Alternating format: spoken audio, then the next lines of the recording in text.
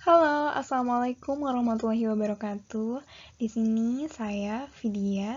Kali ini saya akan memaparkan materi mengenai prinsip-prinsip pembelajaran kurikulum dalam mata kuliah Identifikasi Kebutuhan Belajar Kurikulum. Yuk, mari kita simak. Prinsip-prinsip pembelajaran kurikulum. Yang pertama yaitu peserta didik difasilitasi untuk mencari tahu. Mengembangkan kemampuan dengan belajar dan keinginan mencari tahu terhadap suatu ilmu atau mata pelajaran merupakan satu kesatuan paket yang harus dimiliki oleh seorang pendidik. Pembelajaran harus mendorong siswa untuk menjadi seorang pembelajar aktif, sehingga pada awal pembelajaran guru tidak berusaha untuk memberitahu siswa. Oleh sebab itu, materi pembelajaran tidak disajikan dalam bentuk final. Pada awal pembelajaran, guru membangkitkan rasa ingin tahu siswa terhadap suatu fenomena atau fakta, lalu mereka merumuskan ketidaktahuannya dalam bentuk pertanyaan. Yang kedua yaitu peserta didik belajar dari berbagai sumber. Ada banyak faktor yang dapat membantu proses pembelajaran agar sesuai dengan tujuan yang diinginkan. Salah satunya adalah sumber belajar yang bisa didapat dari berbagai tempat dimanapun berada. Sumber belajar bersifat sangat luas dan dapat mencakup berbagai jenis benda, barang, apapun yang dapat memberi nilai tambah terhadap kegiatan belajar mengajar. Sumber belajar tidak terbatas, tidak dalam ruangan, tetapi juga bisa diperoleh di luar ruangan atau alam terbuka di sekitar lingkungan seperti konsep sekolah alam. Prinsip yang ketiga yaitu proses pembelajaran dengan pendekatan ilmiah. Nah, pendekatan ilmiah berarti konsep dasar yang menginspirasi atau melatar belakangi perumusan metode mengajar dengan menerapkan karakteristik yang ilmiah.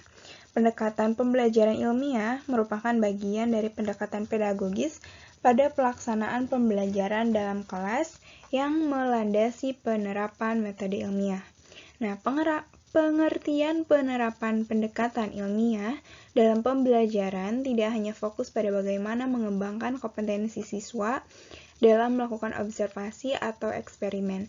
Namun, di sini bagaimana mengembangkan pengetahuan dan keterampilan berpikir sehingga dapat mendukung aktivitas kreatif dalam berinovasi atau berkarya. Yang keempat yaitu pembelajaran berbasis kompetensi.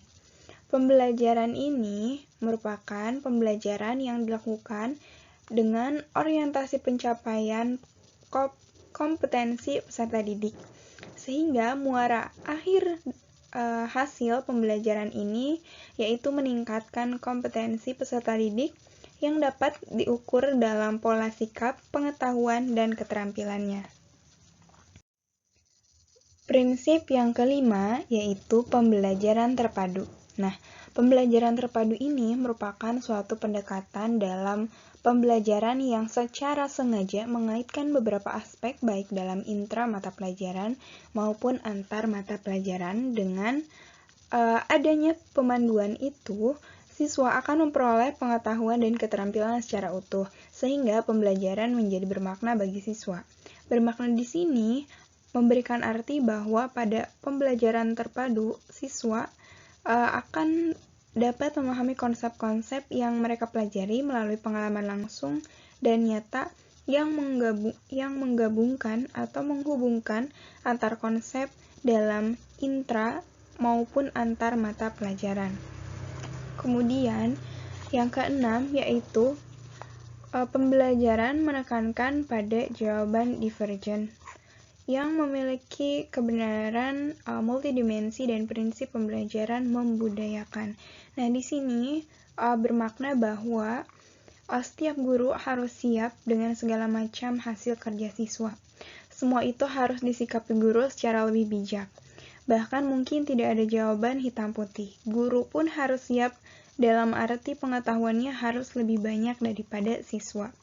Nah, di sini siswa belajar menerima kebenaran tidak tunggal, siswa melihatnya tidak hanya sekedar jawaban benar atau salah. Nah, kemudian guru diharapkan bisa menjadi penengah terhadap suatu kebenaran yang tidak tunggal dan tidak mutlak. Guru pun diharapkan mampu mengimbangi perolehan informasi atau pengetahuan yang didapat oleh siswa, sehingga siswa dan guru dapat mengupdate pengetahuannya secara bersama-sama. Yang ketujuh yaitu pembelajaran berbasis keterampilan aplikatif.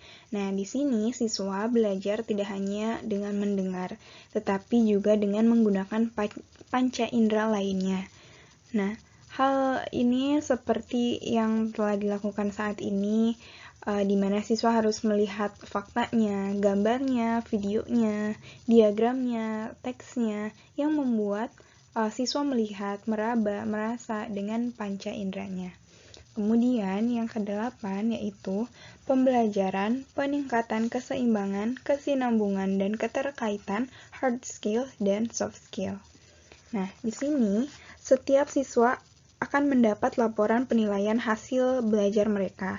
Nah, hasil belajar yang tertera pada raport tidak hanya melaporkan angka dalam bentuk pengetahuan, tetapi juga menyajikan informasi menyangkut perkembangan sikap dan keterampilan. Keterampilan yang dimaksud bisa keterampilan dalam membaca, menulis, berbicara, mendengar, yang mencerminkan keterampilan berpikirnya. Selanjutnya, prinsip yang ke-9 yaitu pembelajaran sepanjang hayat. Belajar sejatinya tidak mengenal batas waktu dan batas usia selama kita masih diberi umur untuk menjalani kehidupan. Selama itu pula kita akan terus belajar. Nah, dalam ruang lingkup yang lebih luas, siswa perlu mengembangkan kecakapan berpikir, berakhlak, bertindak, dan berbudi sebagai anak bangsa. Bahkan diharapkan mereka memiliki kemampuan untuk menyesuaikan diri dengan kebutuhan beradaptasi pada lingkungan global. Yang ke-10 yaitu prinsip pembelajaran nilai-nilai Tutwuri Handayani. Nah, Tutwuri Handayani ini jika dianalogikan gitu ya, di sini berarti bahwa seseorang harus memberikan dorongan moral dan semangat kerja dari belakang. Nah, dorongan moral ini sangat dibutuhkan oleh orang-orang di sekitar kita untuk menumbuhkan motivasi dan semangat. Nah, pembelajaran nilai-nilai Tutwuri Handayani dapat diuraikan ke dalam 4 prinsip, yaitu prinsip kemandirian, prinsip regenerasi, prinsip edukasi dan pembinaan, serta prinsip pengawasan dan pengarahan. Selanjutnya, yang ke-11 yaitu pembelajaran di sekolah dan di masyarakat. Nah, pendidikan lingkungan pun tak kalah pentingnya karena sebagai makhluk sosial, kita senantiasa harus berhubungan dengan lingkungan sekitar. Dan ketika berada di lingkungan, sangatlah wajar jika kita mendapatkan hal-hal yang tidak semuanya sesuai dengan keinginan kita. Karena sebenarnya lingkungan ialah sekolah yang sebenarnya. Anak-anak bisa belajar secara langsung dari lingkungan, dan apa yang mereka pelajari secara langsung akan cepat terpatri dalam pikiran mereka dan terekam terus sehingga sulit untuk dilupakan.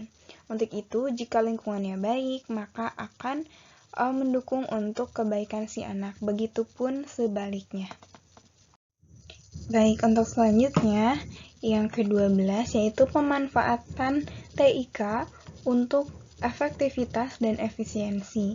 Nah, inti dari proses pendidikan secara formal ya adalah proses pembelajaran. Oleh karena itu, dalam rangka meningkatkan kualitas pendidikan, upaya strategi yang dapat dilakukan adalah meningkatkan kualitas pembelajaran. Pembelajaran yang berkualitas dapat dilihat dari segi proses dan hasilnya. Yang ke-13 yaitu pengakuan atas perbedaan individual dan latar belakang peserta didik. Nah, cita-cita, latar belakang keluarga, cara mendapat pendidikan di rumah, cara pandang, cara belajar, cara berpikir, keyakinan siswa itu pun berbeda-beda. Oleh karena itu, pembelajaran harus melihat perbedaan itu sebagai kekayaan yang potensial dan indah jika dikembangkan menjadi kesatuan yang memiliki unsur keragaman. Hargai semua siswa, kembangkan kolaborasi, dan biarkan siswa tumbuh menurut potensinya masing-masing dalam kolaborasi kelompoknya.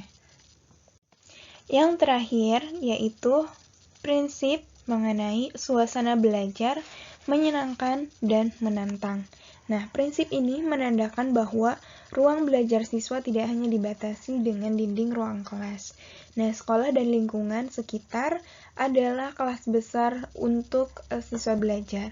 Lingkungan sekolah sebagai ruang belajar yang sangat ideal untuk mengembangkan kompetensi siswa. Oleh karena itu, pembelajaran hendaknya dapat mengembangkan sistem yang terbuka. Baik, cukup sekian pemaparan materi dari saya. Terima kasih atas segala perhatiannya. Mohon maaf atas segala kekurangannya. Wassalamualaikum warahmatullahi wabarakatuh.